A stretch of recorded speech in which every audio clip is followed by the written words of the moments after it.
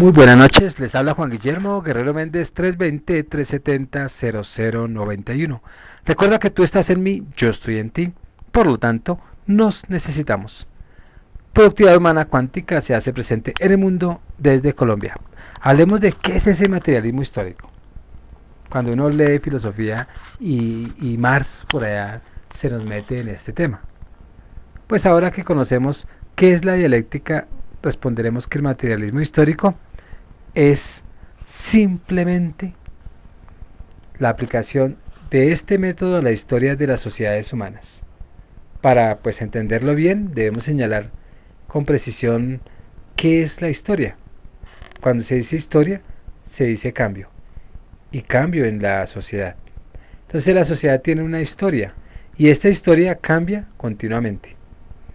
Vemos acaecer en ella grandes acontecimientos. Y es pues entonces cuando se plantea este problema, puesto que en el curso de la historia las sociedades cambian. ¿Qué es lo que explica estos cambios? ¿Cómo explicar la historia?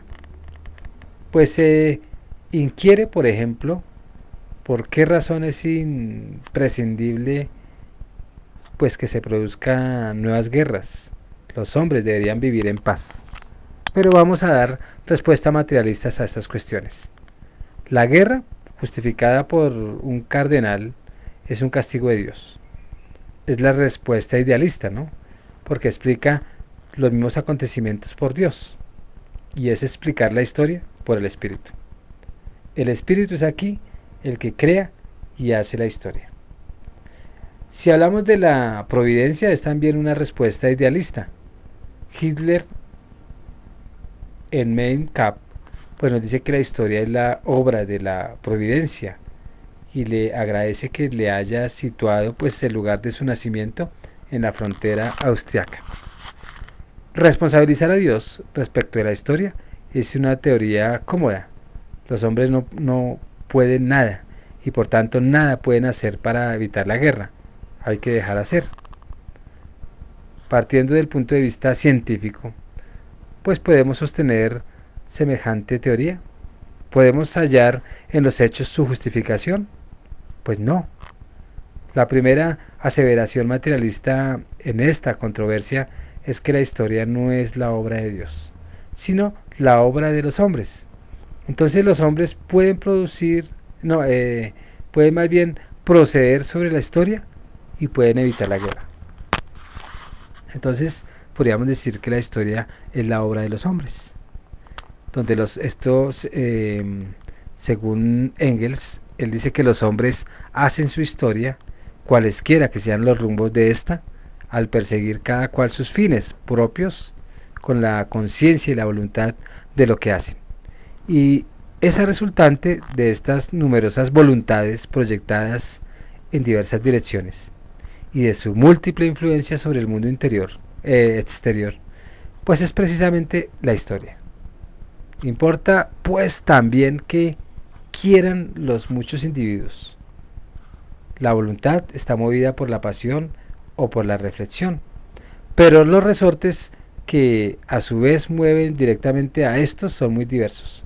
Por otra parte, hay que preguntarse qué fuerzas propulsoras actúan a su vez pues detrás de estos móviles, qué causas históricas son las que en las cabezas de los hombres se transforman en estos móviles.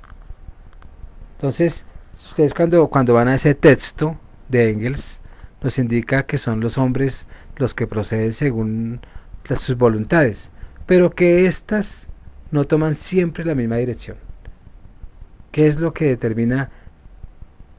¿Qué es lo que origina entonces las acciones de los hombres? ¿Por qué sus voluntades no van en la misma dirección? Pues algunos idealistas convendrán pues en decir que son los hechos de los hombres los que hacen la historia y que estos hechos resultan de su voluntad. Y es la voluntad la que determina la acción y son nuestras ideas y nuestros sentimientos los que determinan nuestra voluntad. Tendríamos en efecto pues el proceso siguiente: idea, voluntad, acción, y para explicar la acción seguiremos el sentido inverso, en búsqueda de la idea factor determinante. Indicaremos inmediatamente que la acción de los hombres y de las doctrinas no puede negarse, pero debe ser necesariamente explicada, porque no es el proceso acción-voluntad-idea el que lo explica. Así pues, algunos pretenden que en el siglo XVIII, donde Diderot y los enciclopedistas, pues difundiendo en el público la teoría de los derechos del hombre por sus ideas, sedujeron y ganaron la voluntad de los hombres, que en consecuencia pues hicieron la revolución.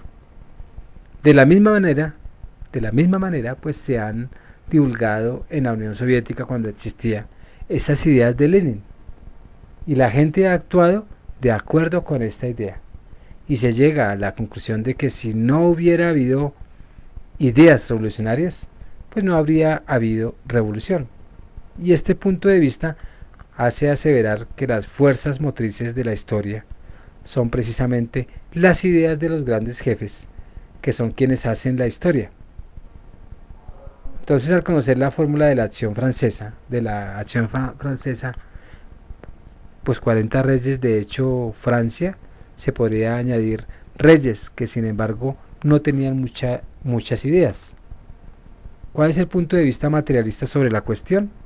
Pues hemos visto que entre el materialismo del siglo XVIII y el materialismo moderno existían muchos puntos comunes, pero que el antiguo materialismo tenía de la historia una teoría muy idealista.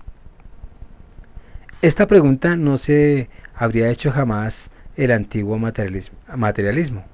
Por esto su interpretación de la historia, cuando la tiene, es esencialmente pragmática y la enjuicia todo con arreglo a los móviles de los actos, y clasifica a los hombres que actúan en la historia en buenos y en malos, y luego comprueba que por regla general pues los buenos son los engañados y los malos los vencedores. ¿De dónde se intuye pues para el materialismo que el estudio de la historia no aporta enseñanzas muy edificantes, y para nosotros que en el campo histórico este viejo materialismo se hace traición a sí mismo, puesto que admite como últimas causas los móviles ideales que allí actúan, en vez de indagar de ellos cuáles son los móviles de estos móviles. Y ahí viene la pregunta, ¿cuáles son esos móviles? Entonces, la inconsistencia no estriba precisamente en admitir móviles ideales, sino en removerse y remontarse uno partiendo de ellos hasta sus causas determinantes, según Engels. Entonces, por tanto, ya sea abiertamente idealista o disimulada tras un materialismo inconsciente e inconsecuente, pues esta teoría idealista que acabamos de examinar provoca la acción, la voluntad, las ideas, se dice, pero ¿por qué motivo los filósofos del siglo XVIII pues han tenido precisamente estas ideas? Si hubieran tratado de explicar el marxismo, no los pues habrían escuchado, porque en este tiempo la gente no lo habría entendido. No importa solo el hecho de que se viertan ideas, también se precisan que sean comprendidas. En efecto, hay épocas determinadas para aceptar las ideas y también para forjarlas. En todo momento pues hemos dicho que las ideas tienen una gran importancia, pero debemos saber de dónde proceden. En consecuencia, debemos investigar cuáles son las motivaciones que nos dan ideas, o cuáles son, en última instancia, las fuerzas motrices de la historia. Se despide Juan Guillermo Guerrero Méndez, 320-370-0091. Recuerda que tú estás en mí, yo estoy en ti, por lo tanto, nos necesitamos. Productividad Humana Cuántica se hace presente en el mundo desde Colombia.